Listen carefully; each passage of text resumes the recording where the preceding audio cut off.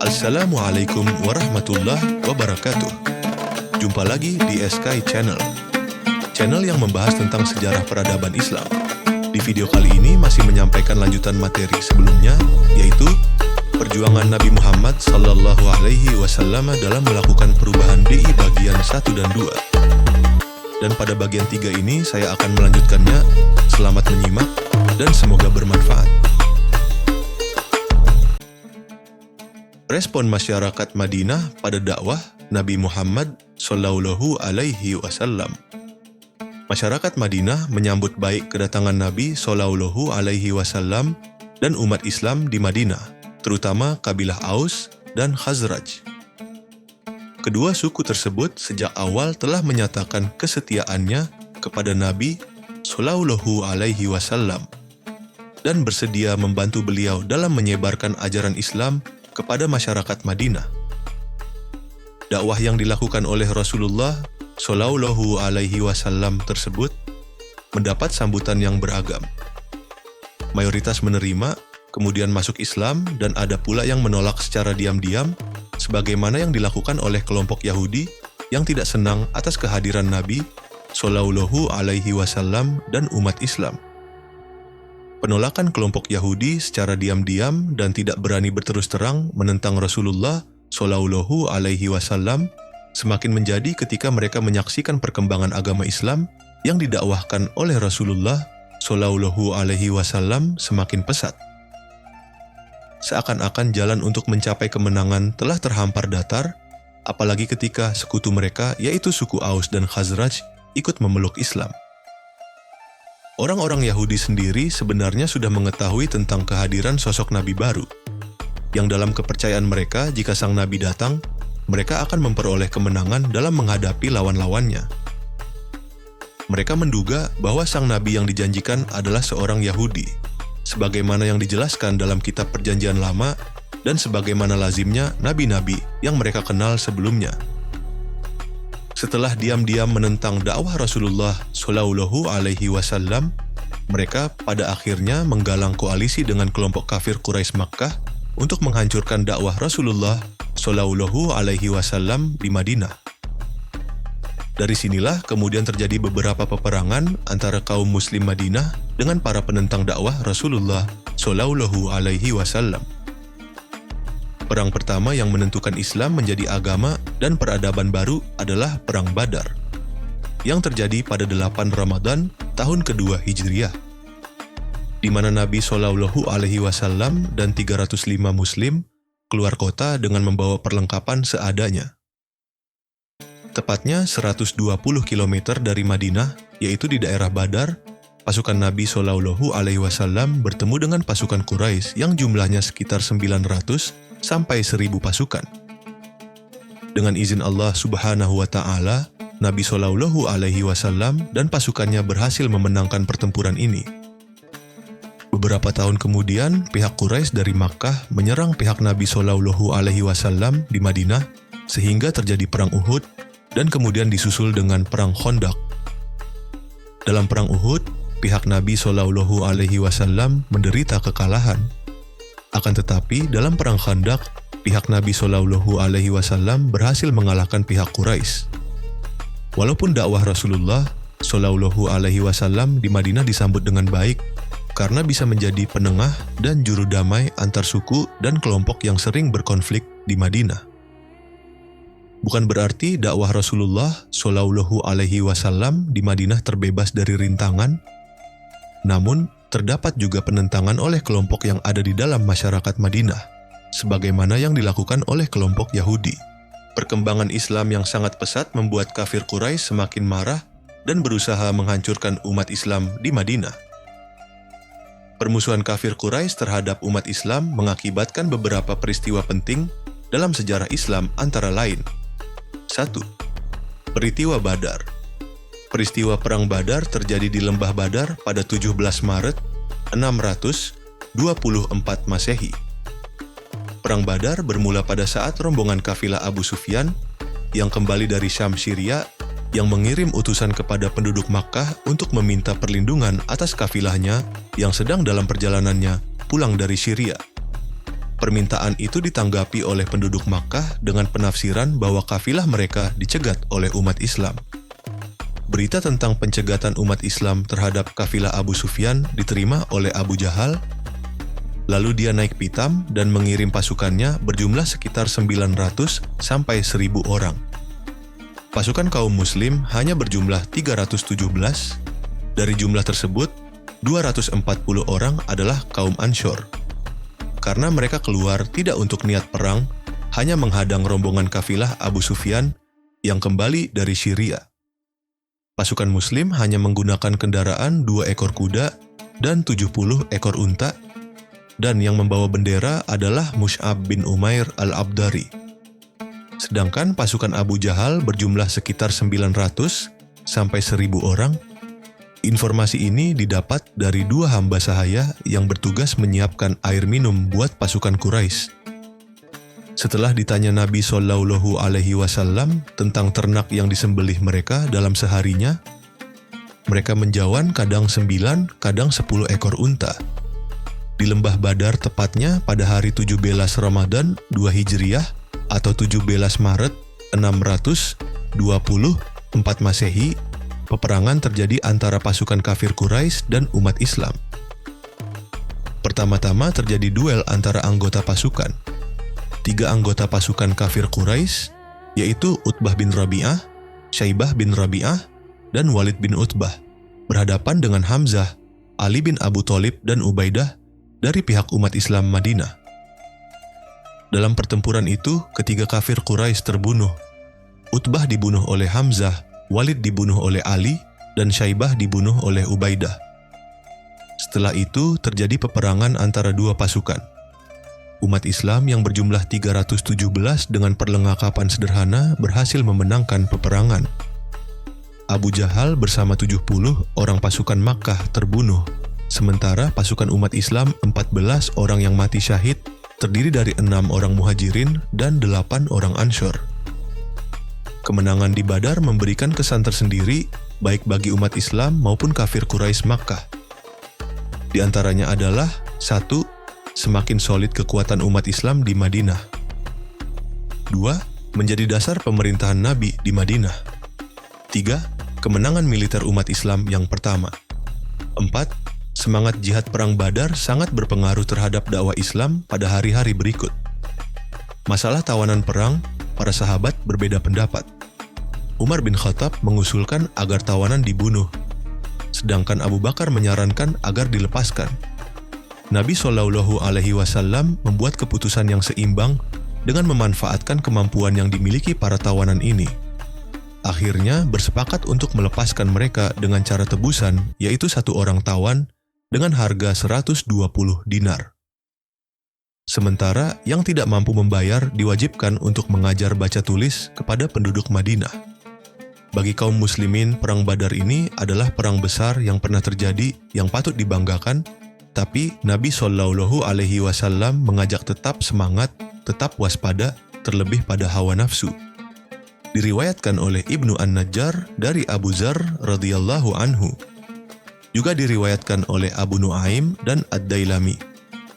Hadits ini juga disahihkan oleh Syekh Al-Albani di dalam Syahih Al-Jami'us Syaghir no 1099. Beliau berkata, Afdalul jihad an yujahadar rajulu nafsah wa hawah, artinya jihad yang paling utama adalah seseorang berjihad, berjuang melawan dirinya dan hawa nafsunya. Kedua, tragedi Uhud. Tragedi Uhud atau yang dikenal dengan Perang Uhud terjadi pada bulan Ramadan tahun 3 Hijriah atau 625 Masehi. Hal ini bermula kaum kafir Quraisy Makkah merencanakan untuk menyerang secara besar-besaran terhadap umat Islam pasca kekalahan mereka dalam Perang Badar. Mereka berangkat menuju Madinah dengan membawa pasukan yang terdiri dari 3.000 pasukan berunta, 200 pasukan berkuda, dan 700 orang berbaju besi di bawah pimpinan Khalid bin Walid. Nabi Muhammad Shallallahu Alaihi Wasallam mengetahui rencana itu melalui sepucuk surat dari Abbas bin Abdul Muthalib, pamannya, yang sudah menaruh simpati pada Islam. Pada mulanya Nabi Shallallahu Alaihi Wasallam dan umat Islam bertahan di dalam kota Madinah. Setelah mempertimbangkan saran dari para sahabat, Nabi Shallallahu Alaihi Wasallam memutuskan untuk keluar kota Madinah. Kemudian Nabi Shallallahu Alaihi Wasallam berangkat dengan 1.000 tentara. Dalam perjalanan kaum munafik yang dipimpin Abdullah bin Ubay sebanyak 300, membelot dan kembali pulang ke Madinah. Sehingga tersisa 700 tentara, Nabi Shallallahu Alaihi Wasallam tetap melanjutkan perjalanan. Nabi Muhammad Shallallahu Alaihi Wasallam dan pasukannya tiba di Bukit Uhud. Pegunungan Uhud terletak di sebelah utara Madinah. Nabi Shallallahu Alaihi Wasallam menyusun strategi perang. Pasukan ditempatkan di belakang bukit dengan dilindungi oleh 50 pemanah mahir di bawah pimpinan Abdullah bin Zubair yang ditempatkan di lereng bukit yang cukup tinggi. Mereka ditugaskan untuk membendung pasukan berkuda kafir Quraisy. Nabi Muhammad Shallallahu Alaihi Wasallam berpesan agar para pemanah tidak meninggalkan tempat dengan alasan apapun.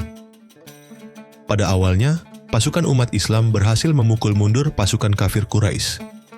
Pasukan umat Islam tergoda dengan harta benda yang ditinggalkan musuh. Mereka mengumpulkan harta rampasan dan tidak menghiraukan gerakan musuh. Beberapa pasukan pemanah tergoda juga dengan harta rampasan. Mereka menganggap perang sudah selesai. Akhirnya mereka turun dari bukit. Hanya sedikit pasukan pemanah yang masih tetap bertahan di bukit.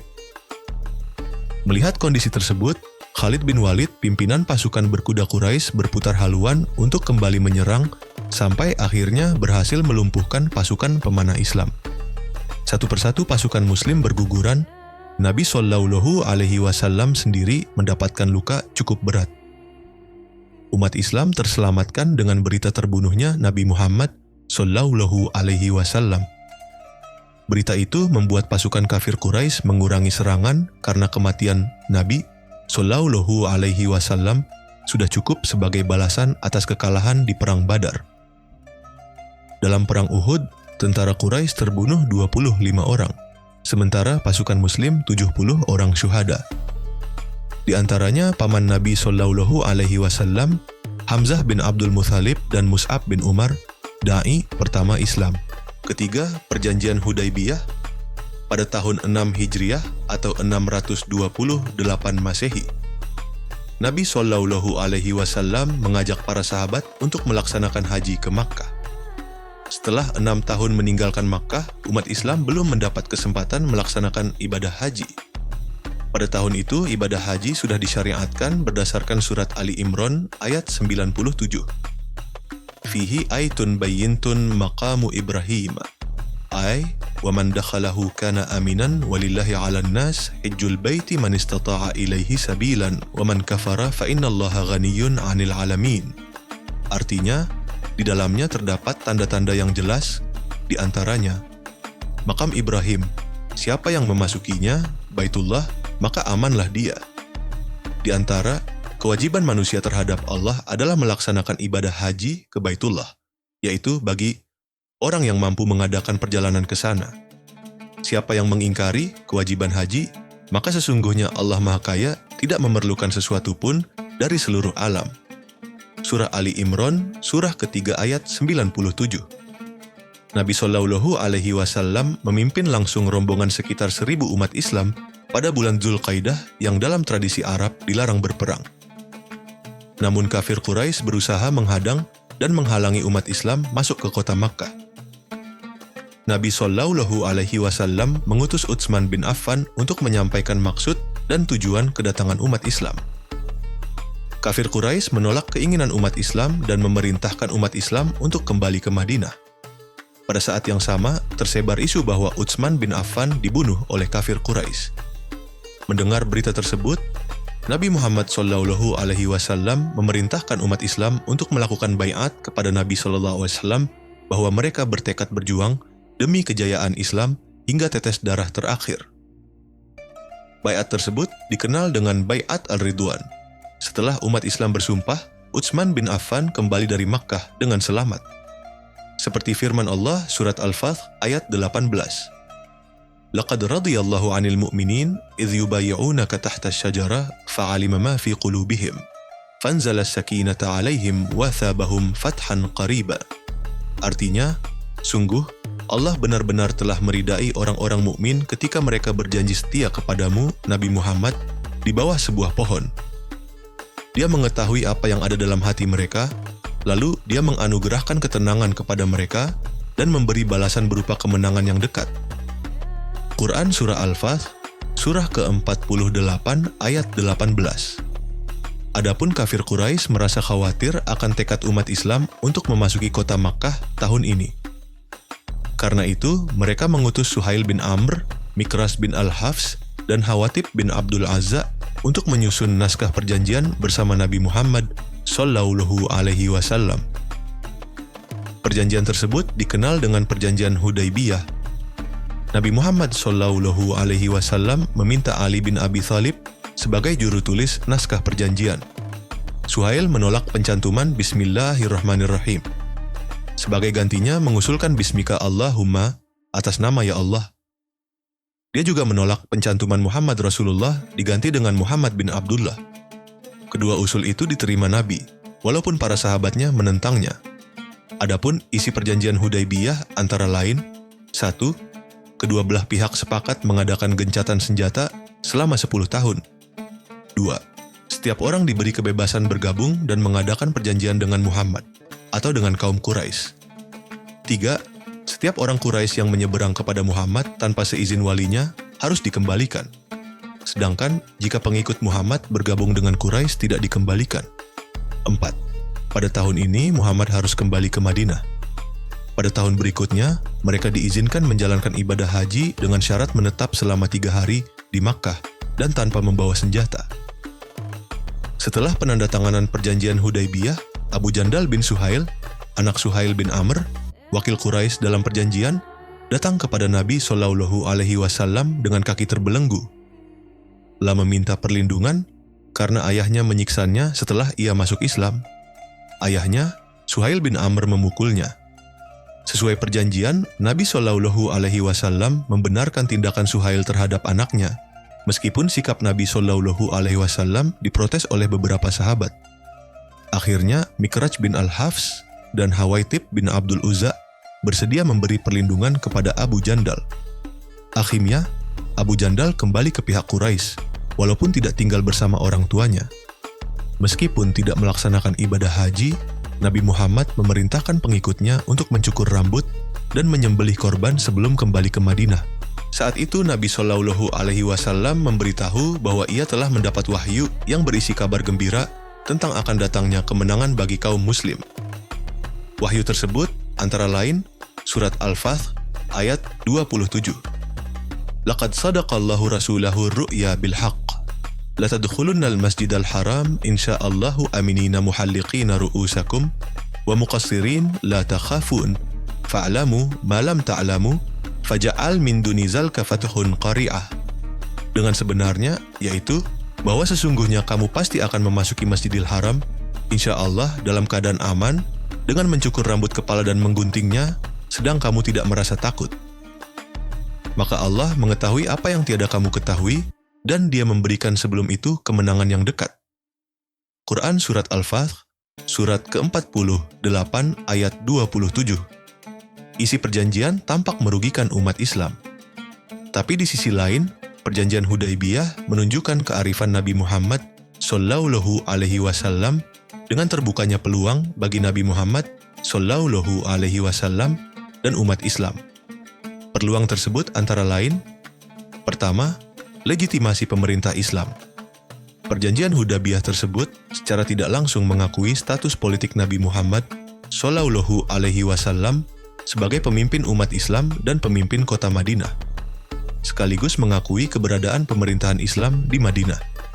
Kedua, fokus penyebaran Islam. Pada perjanjian Hudaybiyah mencantumkan gencatan senjata, 10 tahun merupakan kesempatan emas untuk menyebarkan Islam tanpa diganggu oleh urusan perang.